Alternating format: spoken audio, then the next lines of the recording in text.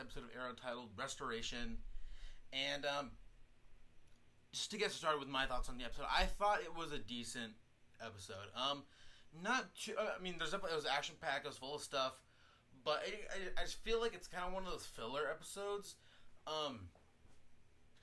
Some of the things actually I liked about the episode is kind of getting back into like the original Team Arrow thing, and that's kind of like one of the things that they were focusing on tonight was, you know, kind of like reuniting Arrow or Oliver and Diggle, and seeing them, you know, like work out their issues, and the fact that it was just, you know, the whole trust thing, and Oliver brought the point where like he keeps saying he's sorry, and obviously sorry isn't enough, and Oliver's just saying, you know, like you're not giving me the chance to earn my trust back. So, and the fact that like in the end of the episode, you know, he takes a bullet, you know, metaphorically for Diggle, and then that kind of mends things, and it's just nice seeing them back, you know, like being friends again, and I still can't take Diggle seriously in the field with that stupid helmet, but seeing them out in the field together, you know, working together as partners, like I think that's really cool. And tonight I feel like it was kind of nice seeing, you know, like no Black Canary, no Speedy, just kind of just a couple of guys going out there, because that's where I feel like sometimes the show feels overcrowded. I mean, no, it's not like a whole lot of characters, but it's like going from where it was in first season when it was just Oliver and occasionally Diggle, then to Oliver and Diggle and Canary, and then Oliver and Canary and Roy, and then between all the stuff, it's like Team Arrow has gotten bigger and bigger and bigger to the point where now like it does feel crowded sometimes. So tonight it was nice, you know, with, you know, Laurel and Thea over Nanda Parbat. It was nice kind of having, you know, like I just not having the weight of the overcrowdedness, if you guys know what I'm trying to say. So yeah, I thought like tonight was definitely a step in the right direction in that aspect. And even I'm starting slowly, very slowly, to start liking Felicity again. Because to me, my problem with Felicity last year, and I repeat this week after week, but it bears repeating because they screwed up that character so badly. And when they made her, the whole thing, like Oliver and Felicity and their romance, and when that was the focus of the season, that's where I feel like they ruined Felicity as a character. Because they took away the aspects that what made her Felicity, and they made her into a whiny, crying girl who's obsessed over, you know, like she over not being with Oliver, and then she's like being mean. It's just between everything, how it was just very poorly handled, and they ruined the character for me. So I'm trying to give the character, like kind of like the show itself, I'm trying to give it another chance and see where they go, and hopefully it's a step in the right direction towards hopefully at least a decent season. If it's even like not okay, if it's like obviously if it's better than last season, even if it's just like not quite as good but almost as good as first season, I'll be happy. If it's kind of like one of those seasons was like uneventful but like good stuff happens, like I'll be satisfied as a fan. Just give me good storytelling, give me good character development. Like that's really what I want. And I feel like slowly but surely the Arrow writers are stepping in the right direction in that aspect. So it was just kind of nice to see something like Team Arrow kind of like go back to what it originally was. So that was kind of cool. I kind of liked Malcolm in this episode up until the end where he made Thea kill, but my whole feelings about the whole Nanda Parbat stuff this episode, it's just like didn't do anything. It's more problematic than it is making me hopeful for the show. I said this before, I said this again. I hate Malcolm Merlyn as a character. I used to think he was like a cool badass, but like constantly he's doing things that even like I know he's a villain, I know he's a bad guy, but at the same time it's just one of those things where it's just they don't handle him as a villain all that well. I mean, yeah, they give him like the villain presence and all that stuff, but I feel like they make him just an inconsistent character in my opinion. And he does certain things that, as a fan, like I'm just not, I could really care less for. And him being Ra's al Ghul, like it's something I care less about. I don't know why he's Ra's al Ghul in the first place. And the fact that, you know, like Nyssa has to constantly deal with like the man who killed her, you know, her love, you know. So I can't deal with that. I mean, I don't like Malcolm Merlyn as a character. I really don't. But the first bit of the episode tonight, when he first said, was telling Laurel like, I'm not gonna bring Sarah back. Just no. Like it's only been done. And even then, it was just legend. Like it's never actually been done. I don't know. I just feel like the whole and then I'm trying. No. Okay. I've been a Laurel fan for the past season. Like I finally got to the point where I was like okay with Laurel, but I don't understand what the writers are doing when she barely knows anything about the pit at all. She don't even know it existed. To all of a sudden being like, I'm gonna bring Sarah back from the dead. Like no problem, right? Like I just don't understand how she like as a character she jumped from that point to I'm gonna bring my sister back from the dead. Like I don't know like what to like even like she healed her injuries and she didn't like okay the pit healed Thea's injuries. I don't know how it got to that point from where I don't know in Laurel's head where it went from healing injuries to bringing people back from the dead. Like I don't understand like that big jump. I don't blame the character at all. You know, like I'm still I'm still on the Laurel train bandwagon. Like you know, I'm rooting for Laurel every episode, but the writers aren't giving her a whole lot to work with.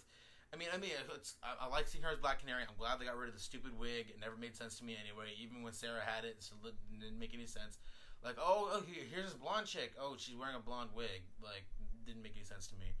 But I don't know. Just seeing like this, her wanting to bring Sarah back from the dead. Like, I understand it, but how it's been executed, I haven't liked. And now, I'm not as interested in Sarah being back from the dead as much as I thought I'd be. Because especially seeing last year when they first teased, you know, Legends of Tomorrow, and they show Sarah coming back from the dead, and it's something I've been really looking forward to, and now it's here, and I have mixed feelings about it. So I hope it's not like a lingering issue with me in the show, because Arrow, I'm in a weird place with Arrow right now. Because I'm trying to be optimistic about the season, but I can't because of how bad last season was to me. So, here I am trying to give the show a chance, and it keeps doing little things here and there that I don't like. Just like, I care less about the flashbacks.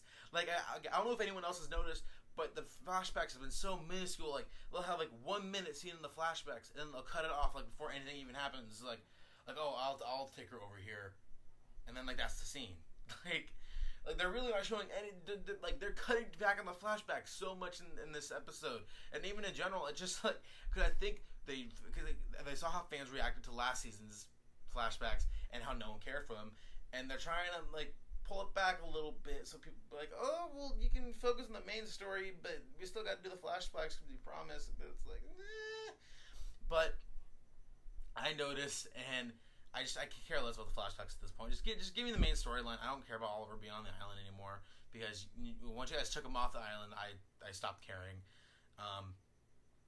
Sorry, but that was a whole long. I went into my negatives before I even finished my positives. So yeah, like going back to like Malcolm saying no and bringing Sarah back to life, and then even Nyssa saying like I loved her too. She was my beloved, but she's gone forever and there's nothing we can do about it. So it'd be nice to, and then seeing how the way she reacted, like, I don't blame her. Like, if anyone blames Nyssa for how she feels, like, something's wrong with you. Because I feel like Nyssa is the one character, okay, yes, they've treated her like shit here and there. But I feel like she's the one, like, character-wise, it's the one character they've gotten right.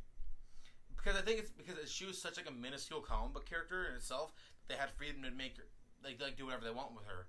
So I feel like in this show they make her more like Talia than like Nyssa from the comics, but I like what they do with her as a character because she's an interesting character. She's a badass. Like they haven't always treated her right. I'll admit that, but she's still a badass, and I always like seeing her on screen. And again, the way she reacted to Sarah coming back from the dead, like and her scolding Laurel, like I wouldn't blame her. Like. She said, no, don't do it. You're going to regret it. Like, what's coming out of the pit is not Sarah. Like, I totally understand where she's coming from. I mean, I can't relate, but I understand. So, yeah, there's that. Overall, I think tonight wasn't a bad episode. Character-wise, for Oliver and Diggle and Felicity, like, a step in the right direction. I'm still on mixed feelings about, Curtis Holt or Michael Holt or whatever his name is. The guy who's supposed to be Mr. Terrific. But I did like the little T-Spheres Easter egg, because Mr. Terrific in the comics is these thing called T-Spheres, and they do a bunch of other technological stuff. that I can't really get into because I don't know too much about him. But it's as a comic book fan, it's nice seeing those little Easter eggs there. And and then the villain. I think his name was Double Down. I thought he was a kind of a cool villain. And it's kind of nice seeing Arrow bring in more metahumans and more superpowers in the show. I mean, yeah, like I know, like first couple seasons they were more about like dark, gritty, realistic, like no superpowers, no superpowers. And then she Flash like, oh, well, maybe superpowers, and they gradually, like slowly started bringing it to the show. And I feel like this was a villain. Well, he wasn't the best villain. I thought he was kind of cool. I mean, the fact that maybe he was basically Gambit, but the cars are like tattoos on his arm. But I mean, I thought that's kind of a cool power, and I want to see more of like how like I want to know why they were going after Diggle's brother in the first place when Hive first killed him. I want to know more about that. Hopefully they delve more into that, and it looks like they're finally going in that direction after we've been waiting for like the entire series. So yeah, I mean, overall, again, tonight wasn't the best episode, but it was a decent episode. A lot of enough decent things to keep me interested until next week's episode. I'm just really looking forward to the John Constantine episode. I cannot wait to see Matt Ryan back on TV again. His Constantine show was cut so short, and I caught it late in the game. I mean, I watched the pilot when it leaked last year, and I tried watching the show, but between all the other shows I was watching in work, it just became a hassle trying to even find the time. And I finally watched it, and it was after it was canceled. So I really missed that show. And again, it was cut off way too soon, so I'm really looking forward to Matt Ryan being back as John Constantine. Hopefully, maybe he'll be involved in the universe more than just one episode. So I guess we'll see what happens when that comes. I know it's not.